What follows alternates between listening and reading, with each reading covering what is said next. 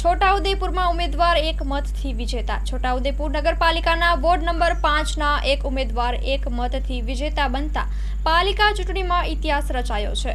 છોટાઉદેપુર નગરપાલિકાના 7 બોર્ડની 28 બેઠકો માટે 16 ફેબ્રુઆરીએ થયેલ મતદાનની મતગણતરી થઈ હતી, જેમાં એક અદ્ભુત જનતાનો ચુકાદો સામે આવ્યો હતો। એક વોટથી એક ઉમેદવાર વિજેતા થયો હતો। Report by Saiyed Somra, Chhota Udepur.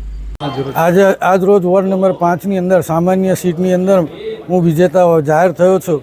એની અંદર એક વોટથી મારો વિજય થયો છે, તે બદલ મારા મતદારોનો ખૂબ ખૂબ આભાર। ને એક વોટનું શું મહત્ત્વ છે એ આજે ખબર પડી। હું સમાજવાદી પાર્ટીની અંદરથી ઊભા થયા, અમારા 3 ઉમેદવાર હતા, તેઓ પેનલ સાથે 3 વિજેતા થયા છે। એમાં પરવેશભાઈ મકરાણી, પારુલબેન તડવી અને હું મુફીસ શેખ, અમે 3 વિજેતા થયા છે। તે બદલ મતદારોનો ખૂબ ખૂબ આભાર માનું છું। ને એક વોટની શું કિંમત છે એ આજે અમને ખબર પડી।